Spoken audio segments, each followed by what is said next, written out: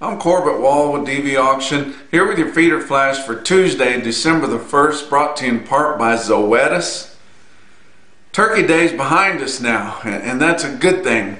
Everybody's been gearing up for Turkey Day. All your specials in your supermarkets have been for turkeys and hams and things like that. Now that that's behind us, everybody's sick and tired of eating turkey, and now they're going to come back to the beef. So, or beef specials in their advertisements and things like that for your supermarkets should kind of monopolize those ads and those inserts into your newspapers and things like that. I guess if somebody buys a newspaper anymore, but anyways, it should be better. And now that we're getting further down the line here, we don't have very many opportunities to sell feeder cattle. If you guys get a chance to sell feeder cattle, the holidays are going to be upon us, and depending on what part of the country you live in, could be a complete 2-week shutdown, and you guys better keep your eye on that. So gonna have to sell a lot of cattle here in the next couple of weeks, because we'll get to running into those holiday shutdowns after that.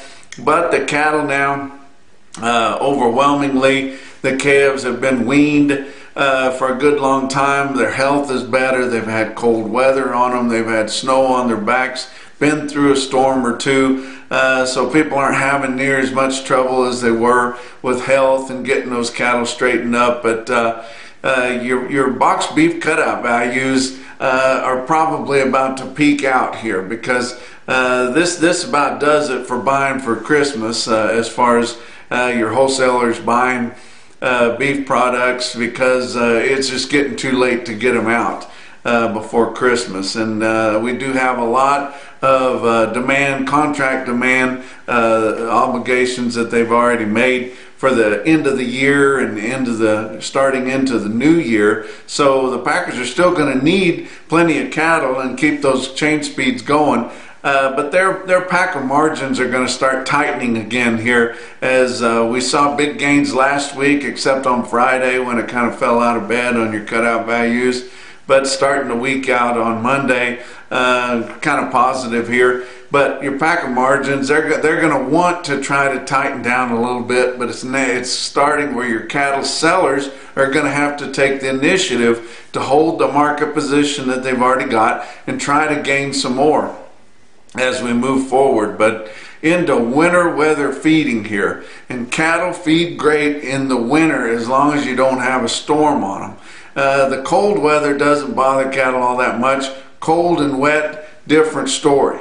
Cold and muddy, slick, clods and things like that out there in your feeding pen, that's hard on their feet too, and it bothers them. And don't think it doesn't, it does. And but if you get a bad winter storm, a wet winter storm on cattle, that backs them up. That's going to raise your cost of gains quite a bit. Don't have to worry about that in the southern plains, because it never rains, and been in a horrible drought here for a long time. But the winter time is the best time to have a drought, and likely your northern plains would be just fine having a drought up there too, because even though they've got the equipment to take care of things just like they do the roads up there, they just as soon not have a real wet winter. But your cattle do really well feeding in the winter. Even down here in the Texas Panhandle, it's getting into the teens and the 20s overnight. That's chilly, but it keeps those cattle eating, keeps them trying to keep their rumen going. That's like a furnace inside of them that keeps them nice and warm, and they're really going to get aggressive on eating and staying warm into the winter months. And as long as we can keep things from getting really messy with a bad winter storm, should be pretty good. Everybody talking about feed concerns here. Towards the end of last week and starting this week, we've seen the grains go up quite a bit. A little bit easier there to start the week, but still a lot of feed concerns out there, and there's no feed shortage. It's just that we've seen so much of it go for export. We don't have the cheaper byproducts coming out of these ethanol plants, because most of them have yet to reopen since the COVID deal, and then affected the energy industries in our country so much there, but we don't have the cheaper distillers product as plentiful as we do during normal times. But we've seen, your grains start to be an issue here. Your roughage, your hay starting to be an issue because in many places it's been really dry. Basically, all through your southern plains it's been really dry, but other places you get up north, but it's hard to put a lot of wheels under hay and things like that because that amounts to so much of what it costs to get it that place. It's about like hauling water. It doesn't pay very good. But your Midwest calf feeders, your feeders that like to buy calves this time of year, they're all done with their harvest, so that's out of the way. They like to buy them big pretty calves, the reputation kind of deals, and feed them and feed them for a long time and make them really good. Those guys are coming in and they're thinking, hey, if this grain's starting to get high, we're the only ones that got any of it. We got a bunch on storage here. Likely the last truck that come in from the field is still full of it too, and nobody knows anything about that. So let's just feed it to our cattle and we'll be ahead of the game. And that's the way a lot of them are thinking, and they're getting pretty aggressive this week in your sales up there. Further down in the south, a little more lackluster because so many of these commercial feedlots and even the smaller ones are really full in the southern plains. They're more aggressive. Your farmer feeder types are more aggressive because they're not dealing with these full capacity lots, but there's very little room to put any cattle anywhere, and so your feeder buyers are kind of lackluster out there, even though there's when they see cattle that they want, they still want them, but they're not going to push the issue a lot on it. But let's look at the board for Monday. December live cattle futures down 45 cents at $110.17. February down 37 cents at 112.87. Going out from there, down 55 was the most down. That was on your April contract, all the way to up 7. January feeder cattle up $1.22 at 141.05. March up 97 cents at 139.97. You're going out from there, and they were all up 55 cents to up 77. And not sure why your fat cattle were down and your feeders up. It's surely not the grain they're worried about, or it'd have been the opposite way. But they do come out on Monday with those reports about show lists, and you guys know I don't take a whole lot of stock in show list reporting because why would anybody give out the bad news that they know is going to hurt them, and there's just not a good way to really gather that information in that short of a time frame. But the estimates that come out were of a bigger show list, so needing to sell more cattle, well, no shit, it's a weekend after a holiday. They're going to be backed up a little bit. That shouldn't surprise anybody. And your live cattle futures weren't down that much, but on a week after we've gained ground in your live market there, but it's just sitting right at par, and I wouldn't be surprised if we didn't for sure hold steady or gain a buck or two this week. Your weighted average on last week's movement, your fed cattle trade in your 5-area feeding region, 73,300 head negotiated. That compares with 88,900 on the non-holiday week before, but a lot better than last year's Thanksgiving holiday week of just 51,300 head. Your live sales of steers and heifers ranged from 107 to 112, but your market was 111. Your weighted average on live steers is lagging a little bit there at 110.27, but still up 70 cents compared to the weighted average from the previous week. Dress sales 170 to 176, but your market's 174. That's $2 higher, where your live sales were $1 higher, and your weighted average lagging a little bit there too, with dress steers at a weighted average price in the 5-area feeding region of 173.37. That's up 167 from a week ago's weighted average on dress steers. It'd be perfect if it was up $2, but it's just not going to be that way. As you see, early sales were a little bit weaker, and we didn't get the market established that well until everybody was getting 174. But So one thing about the trade, there was noticeably more forward contracts being written here the last week or so. And that gives you kind of an idea of where they're thinking the market's going to be. You know, your January contracts that were written working with a basis off of your board of -2.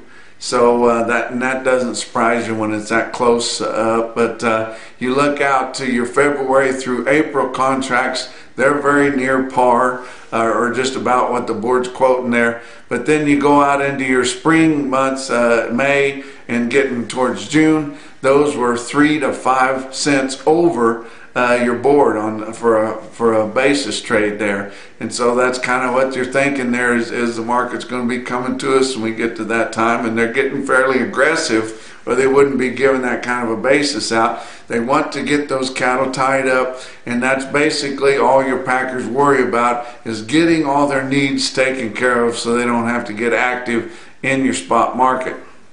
Your nationwide negotiated sales last week were 89,500 head, which is not very good, but it was a holiday week, and especially when you get outside the 5-area feeding region, don't do a lot of direct trade.